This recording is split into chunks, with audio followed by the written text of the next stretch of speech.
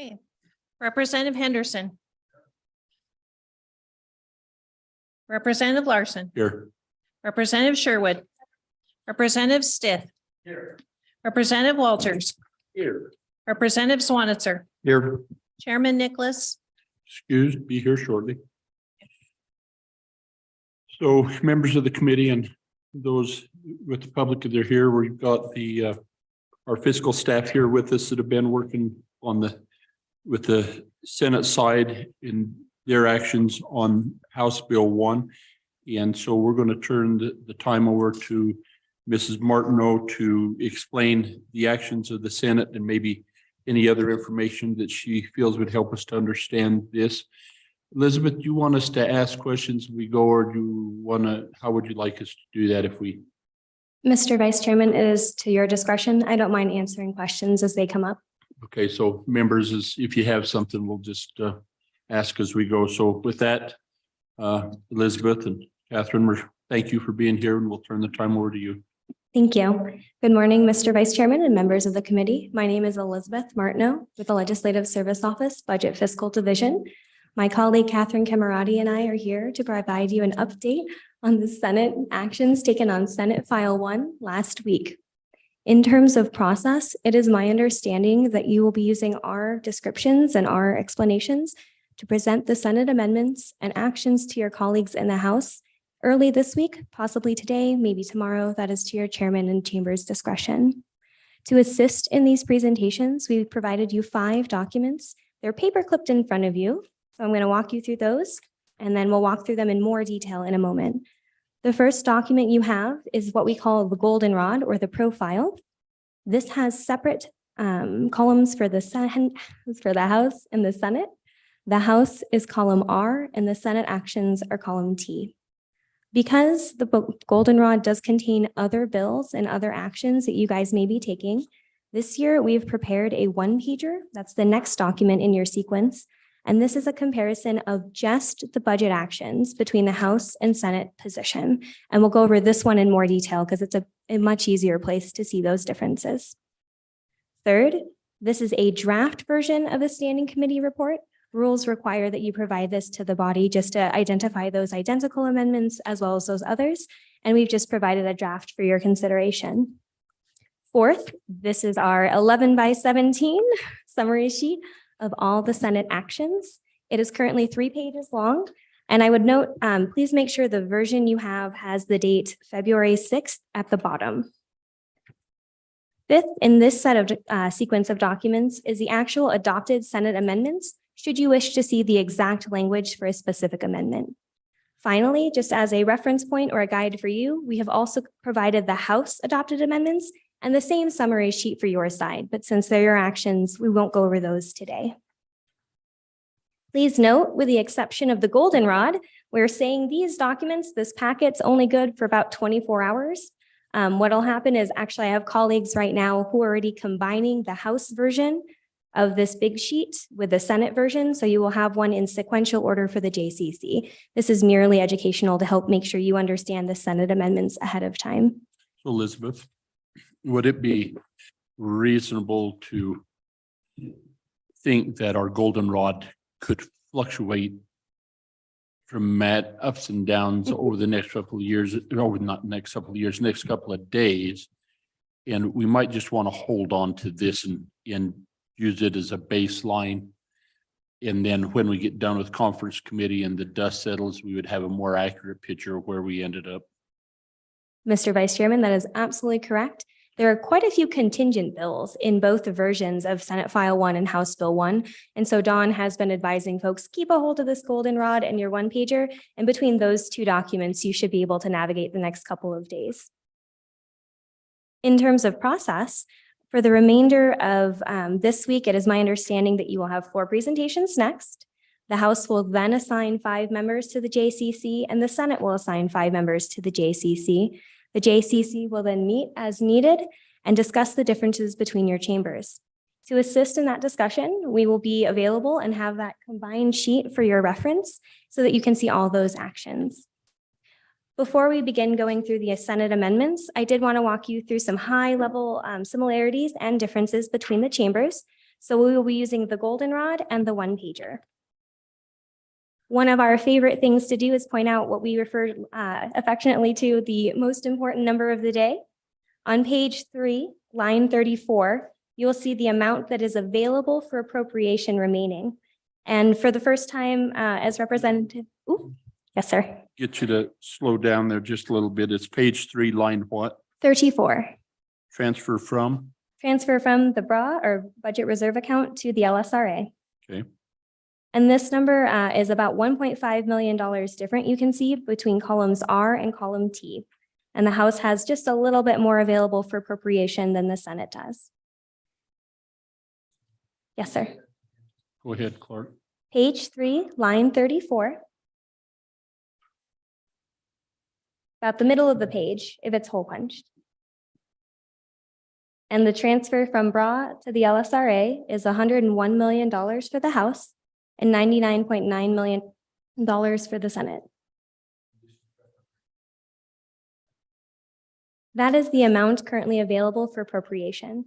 Based upon, Well, this is as of February 6th, so this doesn't take into account some of the other actions you have. I don't believe we're putting a new profile out until tomorrow. So, Elizabeth, and so I think members of the committee with our LSRA at one down here, a little bit lower at the 1.7 or whatever it is, this would tip at the end of session. If we didn't appropriate any more, this 101 would transfer to the LSRA and grow it. So this 100 on the House side, 101 million of unexpended general funds left for appropriation or uncommitted, Correct. right? So moving away from the goldenrod, because it is a bit complex and there's a lot going on, we're going to go to the one pager. This is organized into 3 sections. The top section, or section 1, is those profiled differences.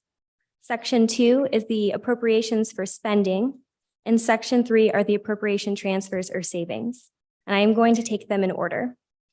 So one of the biggest differences Vice Chairman Larson just noted was the LSRA ending balance between the House and the Senate.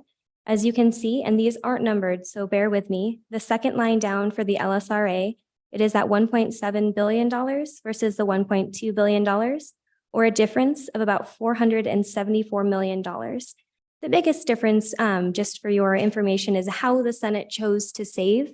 They chose to take those savings from LSRA versus general fund or other sources. The next, and I am highlighting the differences with the Senate, so I'm not going to go through every line, but another big area of difference is the last 2 lines in that first section, the PMTF and the common school account. You will notice that for the Senate side, there is quite a bit more in the permanent corpus for the PMTF versus the House side. Again, the difference in savings. Same for the common school. Moving into section 2, there are really 3 big differences between the 2 chambers. First is that first line, the governor's matching contingency. The Senate chose to keep section 327, whereas the House decided to eliminate section 327 and use those funds elsewhere. I believe you saved some of them and then used some of them for the shooting complex. Another big difference between the chambers is that property tax relief holding harmless amount of $28.4 million. It's a new section 333 and it's contingent on Senate File 136. A final difference is the DD waitlist. The House chose to keep that in the bill and the Senate chose to eliminate that $7.5 million in the Department of Health. The other differences are you guys did add about $20 million for 2 additional new programs, and WyoLink was a mirror amendment between the chambers. Moving into savings, as we were discussing, this is likely the biggest point of difference between the chambers. I would note, starting on the italics line that says note Wyoming's tomorrow, this is section 300D, and there is a contingency in that section on other bills. So where the Senate chose to eliminate that $40 million from their bill completely from Senate File 1, the House chose to keep that. However, you will notice on the profile in this sheet and other places, there's $60 million in both chambers. And that's because House Bill 30 is still alive. And so that $60 million, because it's contingent on any appropriation, that $60 million is shown for both.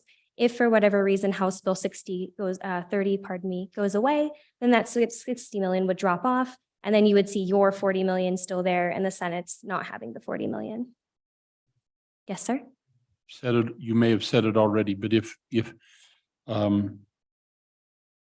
House Bill 30 passes, then that's it wouldn't equate to 100. It would be the 60. Correct. It would just be that amount because the section 300D says contingent on any appropriation that goes away. And then the next kind of big pots of differences, you'll notice with all the reserve accounts, the House side has some amounts in it and the Senate has zero. The Senate chose not to put any funds into reserve accounts. Instead, if we drop down between the two subtotal lines, we will see something similar to what we saw up above, which is the Permanent Wyoming Mineral Trust Fund has a $753.5 million increase from the LSRA on the Senate side, and the Common School account has that $246.5 million increase. Those are the major differences. We're in looking at it, the net position is mostly in the how these savings are being treated as the primary difference. Are there any questions on the one pager?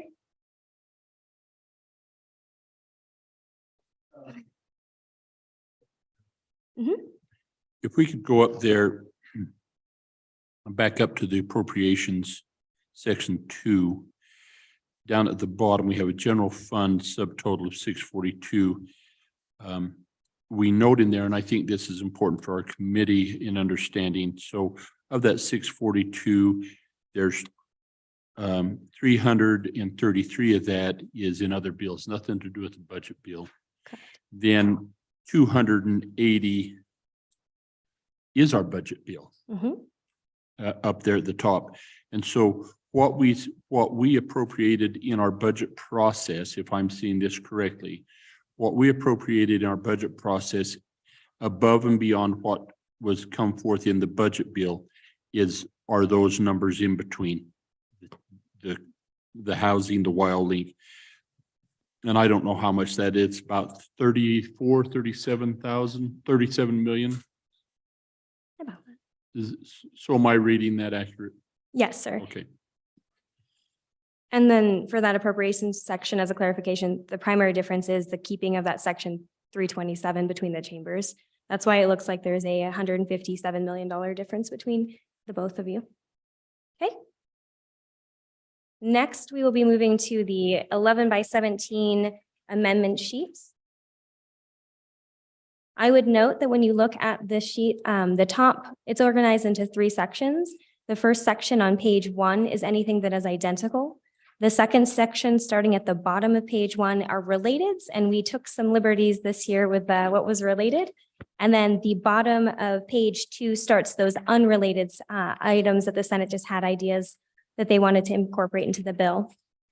There were 11 identical amendments, as I noted, that accounted for about $9.8 million general fund, $6.1 million of that local government capital construction that was related to the MRG restoration, and then $22 million for the ECA. When we look overall, the Senate passed 41 amendments and the House adopted 42 amendments. 11 were identical, 12 were related, and 18 were unrelated. Starting in the identical. Could you give me those numbers again, please, Elizabeth? course. We had how many identical? 11. Just a second, I'm writing. How many similar? 12, but some of these amendments amended other provisions. So there were 12 that we had categorized together as related, at least on the Senate side. And 18 unrelated? 18 unrelated. Again, there was some amending other provisions. So there's some kind of interplay in there. So it's not 18 straight amendments, but that is the total that they ended up adopting. I would note, as we discussed the identicals, we did have some drafting differences between the chambers, and I will note those. We have determined that those are substantially similar. It really is as simple as we put a footnote in a different location. It doesn't change the substance. It's just merely drafting convention. But we did want to mention those as we went through, should you wish to treat those differently. So we will start at the very top, and we have second reading, Senate second reading 2001 Anderson is identical to House second reading 1 Larson. This is the Office of the Governor and the Department of Education. It was a restoration essentially to the governor's recommendation to have those dues for the Education Commission of the States remain in the governor's office versus move down to the Department of Education. Senate Second Reading 2, Anderson, is identical to House Second Reading 5, Walters. This is a language change in footnote 2 in the Department of Administration and Information, simply to say that those funds for the Thyra Thompson building are for operation and staff of that building. Senate Second Reading 3 case is identical to House Second Reading 4, Swanett Surdan, in the Department of Administration and Information. This modified footnote number 3 to say that the building, the Capitol building, should be open for not less than 4 hours per day. It had versus normal business hours before. Again, a language change, nothing to do with the money. Senate Second Reading 4, Anderson, is identical to House Second Reading 6, Larson, in the Department of Environmental Quality. This makes all three positions ongoing. So this is the footnote 2, Deputy Director Ombudsman. And then by deleting footnote 4, they have made an engineer and geologist position ongoing. Senate Third Reading 4, Pappas, is identical to House Second Reading 10, Burkhart. This brings in the Department of Transportation. This appropriated $8.6 million general fund and added footnote 4 for the operation and maintenance of WyoLink and help offset those charges to the local governments. This is the first instance of a minor drafting difference that we had between the House and the Senate. In the footnote language, the Senate used in, so it says this appropriation be included in the Department of Transportation's budget, whereas the House chose to use within. Those are substantially similar in our opinion, but we just wanted to make you aware of that difference. Senate Third Reading 21 Baldwin is identical to House Third Reading 25 Swanett Surdan in the Department of Health. Elizabeth, Yes, sir. going back to that 8.6. There's been a little discussion on that. Is that just going to be ongoing or will that be biennialized? My understanding is that shall be a part of the standard budget going forward, and I believe it was sustained at that amount. I didn't have double in the language. Dawn? Mr. Chairman, the use of the term doubled is the first time. This is the first year we've used that. So under our standard practice, I believe the state budget department will double that. That doesn't mean that you can't take that out or the governor can't reduce that before it even receives you. But I think in the initial development between the budget department and the agency, it will likely be at the $16 million level. Now, it could quickly, before you even see it, be reduced down to that 8.6. But our general agreement with the state budget office is, unless otherwise specified, supplemental appropriations will be continued at the 2-year rate. Okay. I think we just need to remember that, folks. Thank you. Of course. Continuing with the Baldwin Swanett Surdan Department of Health amendment. This is $20,000 general fund for a study of PACE, or the Program of All-Inclusive Care for the Elderly. I would note this is our second of 3 minor drafting differences. The House had the amendment going in after 15, and we have it going in on the Senate side after 10. Again, with the renumbering language, we would know exactly where to put that footnote, but we thought to bring it to your attention. Senate Third Reading 8 Anderson is identical to House Second Reading 13 Larson in the Department of Family Services.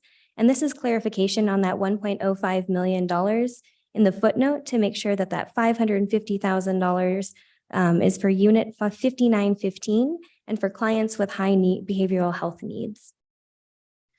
Senate Second Reading 8 Nethercott is identical to Senate Second Reading 15 Larson in the Office of State Lands and Investments. This is just a bit of technical cleanup related to that repeal of the Section 300N, which was the restoration of the MRG as requested by the governor. This is just to make sure those funds are in the appropriate place in the budget. Senate Second Reading 34 Dockstader is identical to House Second Reading 17 Burkhart in the University of Wyoming. This adds $300,000 general fund for the School of Energy Resources to do a feasibility study or an analysis of producing high-grade graphite.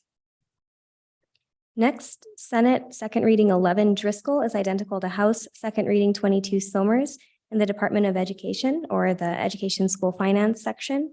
And this is $22 million to adopt the governor's recommendation for a full ECA. This does include the revenue decreases for the revenues from recapture districts as well. Finally, Senate Second Reading 19 Cooper is identical to House Second Reading 30 Swanitzer Dave, and this is a new section 333. It's for the Wildlife Trust Challenge account. It appropriates $958,085 general fund, and it's going to be used for a one-to-one match of gifted amounts to that trust. This is the last of our 3 changes or minor drafting differences we noted. The House side had some introductory language explaining that they were creating the new section 333, and that Senate did not. Again, it does not really change the substance of that amendment. Now we're moving into the related items at the bottom of the first page. Senate Third Reading 24 is related to House Third Reading 46 with Nicholas. This is the technical corrections amendment. We had 2 items on the Senate side that we changed due to changes in other amendments. You can see those if you look to the far column, page 73, line 13. We just deleted the community facilities program completely because that was an action they took. And then we also went ahead and removed an errant section that we did not need. We'll be sure to line up the House and the Senate's technical corrections in the final version. The next.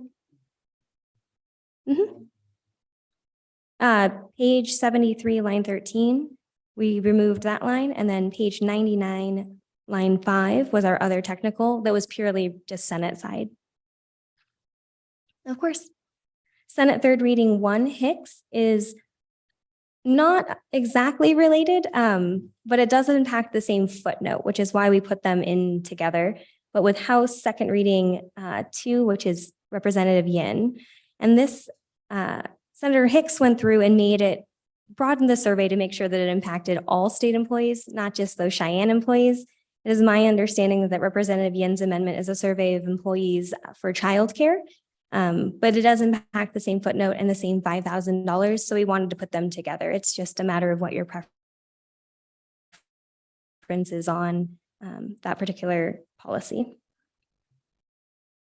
So if we adopted the Hicks Amendment and the Yen Amendment, it would be an increase of 10 and 2 different surveys. Correct. The only similarity is their surveys. Dawn? And the 5. Mr. Chairman, at least in the first committee, there is no change in the dollar amount. So you're only choosing language. So you could do both surveys, but it would not increase it to $10,000. Thank you. And so they're using the same pot of money. The Yen Amendment must have deleted the language Correct. on the Riverton survey and inserted the child care language. Is that right? Mr. Chairman, that's correct. And Thank you. so it's between Got the it. 2 positions. You could accept both. You could then both, or you could choose one or the other, but the money would stay at 5,000. So if we accepted both, then they would try to do a study of both the Riverton and childcare with the funds that they have available. Yes, Mr. Chairman. Thank you. The last item on this page, Senate Second Reading 13 Driscoll, is related to Olson's House Second Reading 23. This related to the Department of Education you added $280,000 and 1 FTE to approve the charter school applications.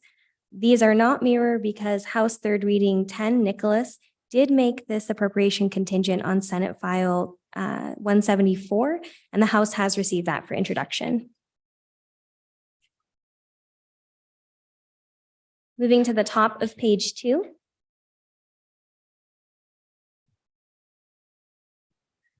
Senate Second Reading 41 Kinski is related to House Third Reading 34 Nicholas. This is for Wyoming's Tomorrow. We do appreciate they are opposite actions, but they do impact the same amount. And this is a deletion on the Senate side of Section 300D and elimination of that $40 million. It is our understanding that the House did have this $40 million kept in and added $2.5 million for the expenditure account. So that is the difference between those positions. It is my understanding that House Bill 30 has been received by the Senate for introduction. This next big block all relates to savings. And so we've put these together so that you can see them all. And I will not repeat the 3 House amendments numerous times. I will just do it once. Senate second reading 43 Steinmetz is related to House second reading 24 Obermuller, House third reading 36 Nicholas, and House third reading 43 Nicholas. These first set of actions in the Steinmetz Amendment 43 eliminated the transfers to the reserve accounts. So you will see there in the middle columns, those are all zeroed out. In the Steinmetz, this also eliminated those limitations on the transfers that were found in sections 300U through Z. And it does delete the section 300 AA provision that they are contingent on House Bill 89. Senator Steinmetz's 2044 amendment went through and changed section 300R.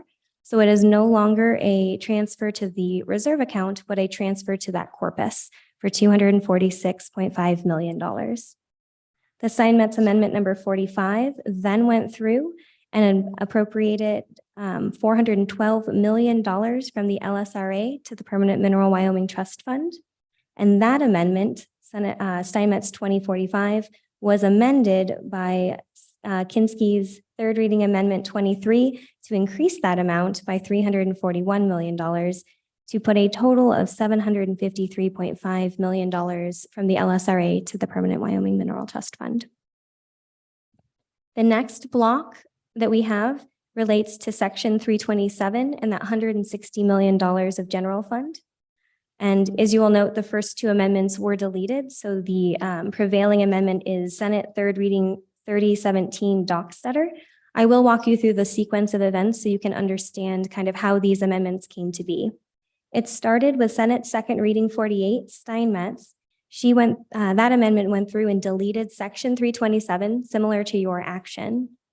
Then during third reading, Senator French moved or transferred that $160 million into the permanent corpus. The prevailing amendment, Senate third reading 17 Dockstetter, deleted the previous 2 amendments and reinstated section 327 fully. Senate, and then the last related we have is Senate second reading 15 Guru and House second reading 25 Somers.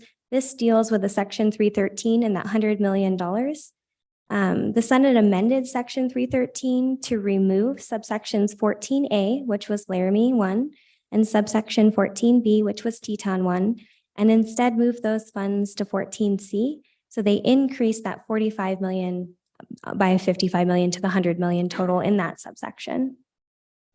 Mr. Chairman.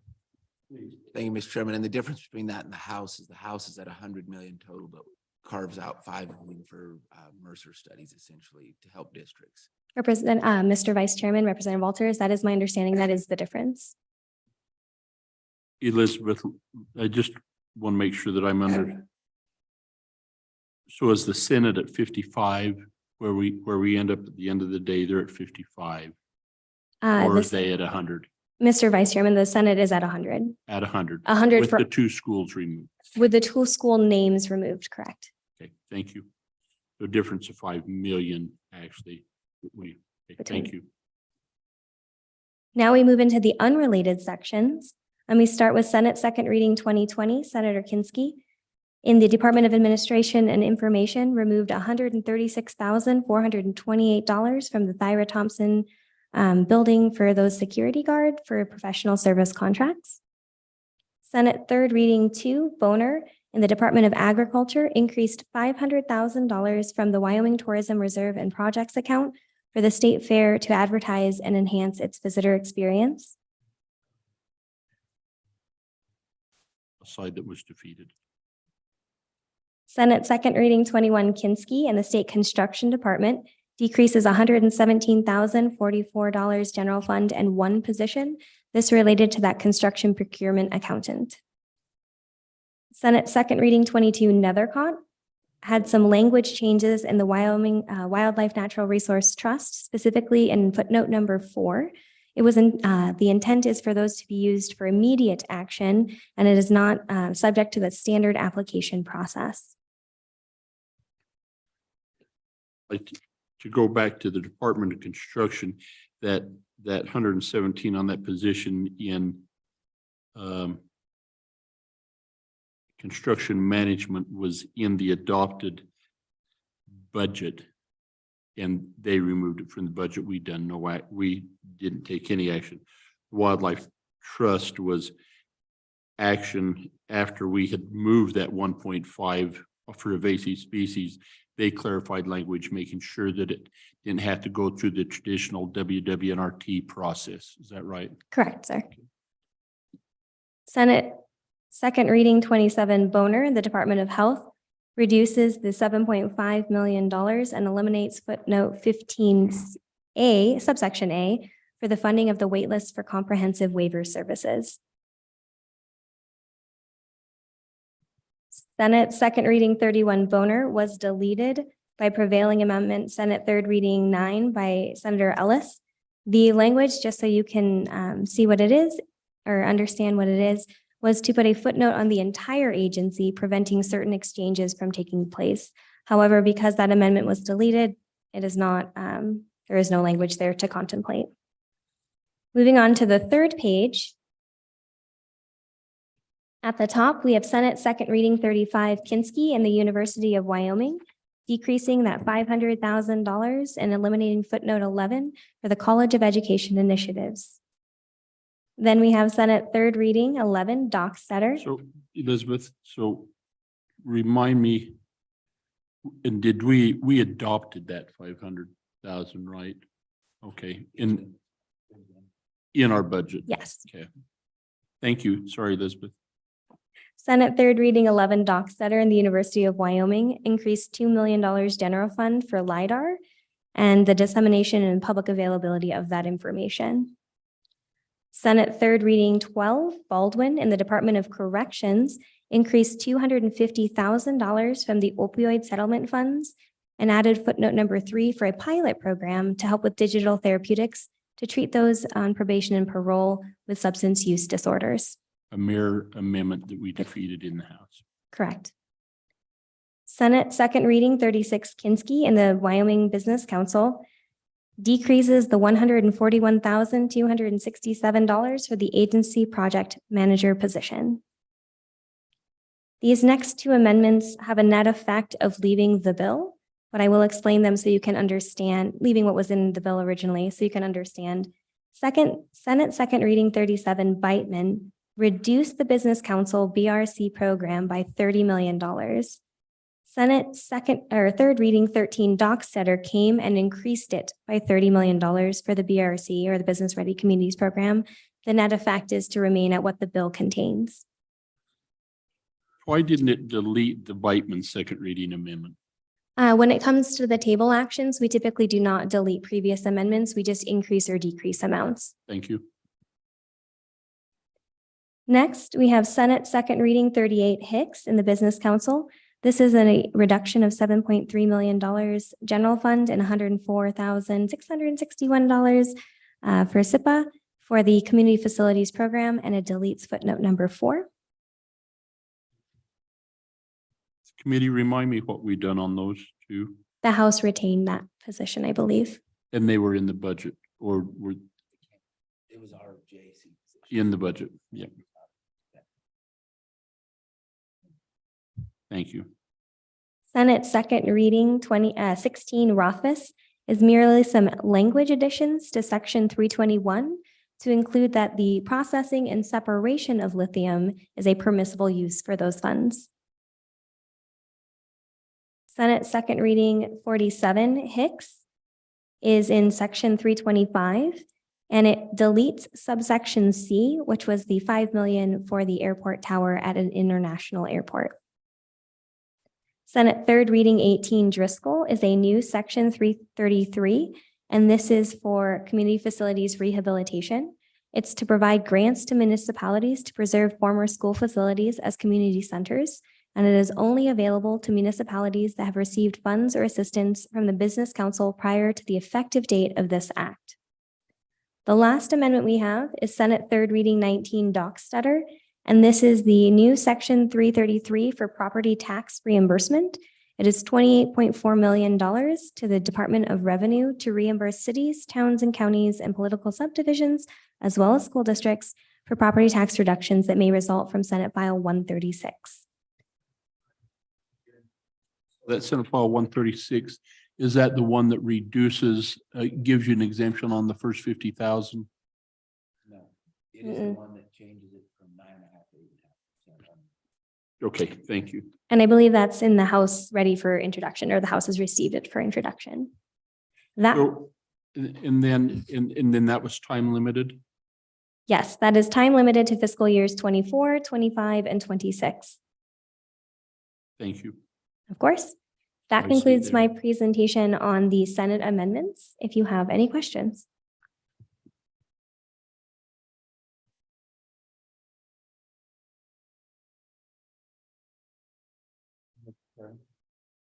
Representative Walters. Thank you, Mr. Chairman. Not on the presentation. Very well done. Thank you. Procedurally now going forward, the next action would be for this committee to visit with our House leadership and schedule a time to present just what the Senate has done to the House floor. At the conclusion of that, then leadership would not appoint the conference committee. Is that typically how that functions? Vice Chairman Larson, Representative Walters, yes, that is typically how that happens. You will take the report, it will go directly, it is my understanding, directly to third reading. And there you will explain the actions of the Senate. It is not a vote necessarily that you have to take, it's pure education for your members. And then once that is concluded, that is at the time when they will appoint JCC members. And then during those presentations, your LSO staff, Catherine and I, will be available wherever is needed as you do those presentations. And then Don and Polly, my colleagues, will be available to the Senate as well to assist in any way we can. And do members, excuse me. Mr. Chairman, I'm Go sorry. ahead, Tom. Do members typically ask questions during that presentation? Mr. Vice Chairman Larson, Representative Walters, it is my experience that yes, depending on the interest that they had in their colleagues on the other side, I have at least seen a couple of instances where they've had questions.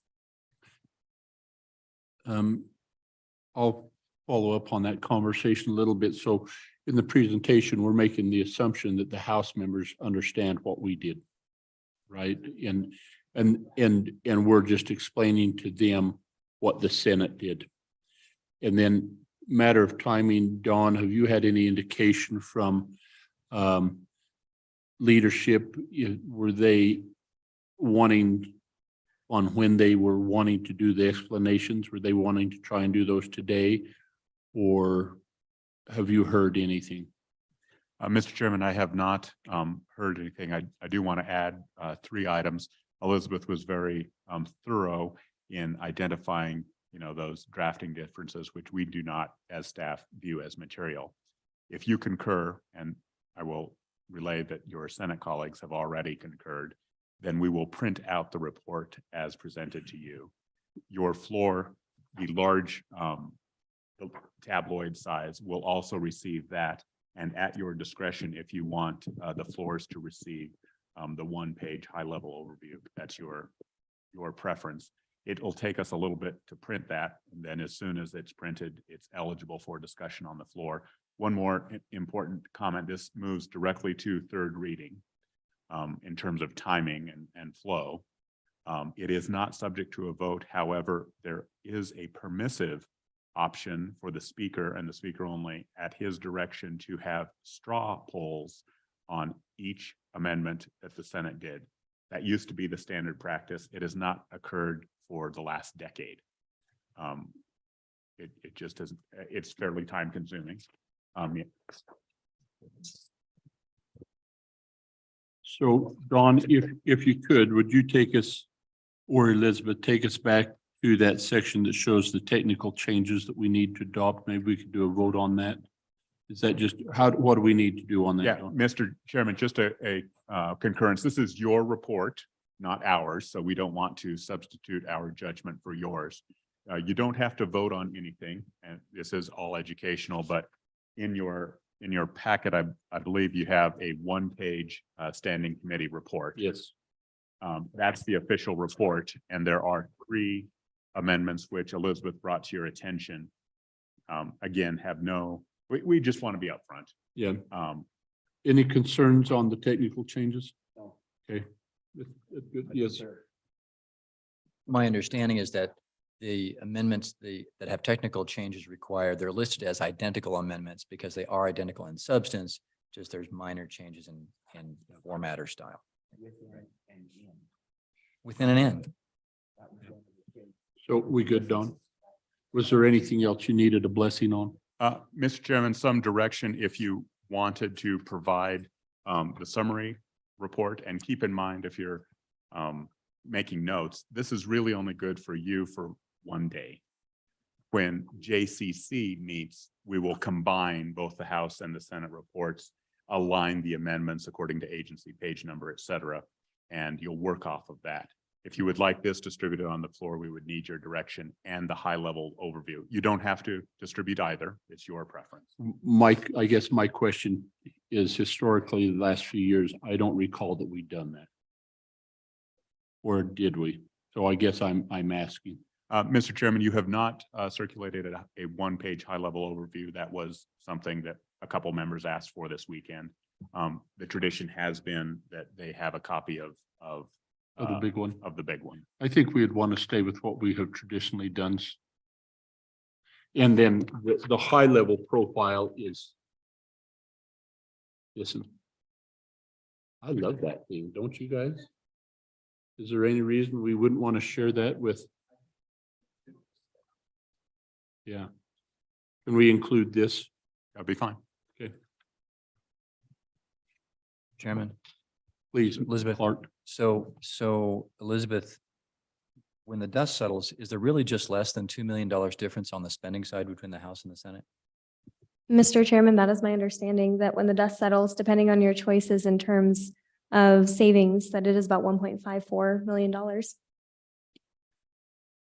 Mr. Chairman, that Yes. you can see that from the fiscal profile, but I also don't want to just diminish the important policy decisions within that number, such as the PA program, housing, tax relief, governor's contingency.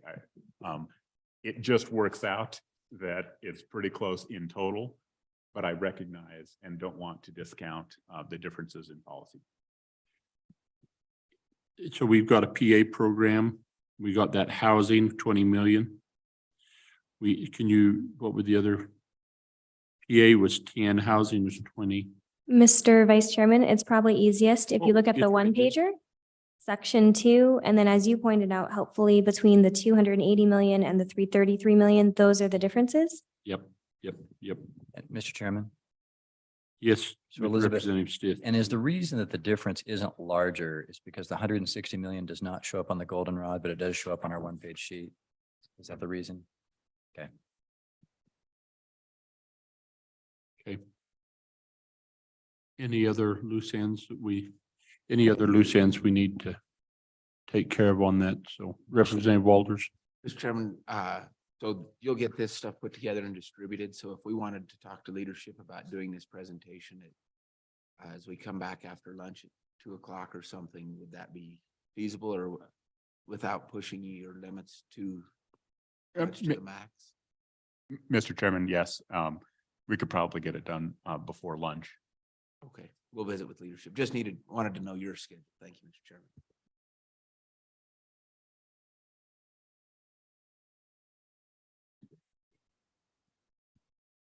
Adjourned, Mr. Chairman? Is there John, is there anything that you need us to for, or Mr. Chairman, I'll need your signature on a couple things, just on items that are distributed to the floor. okay, thank you. With that, we'll stand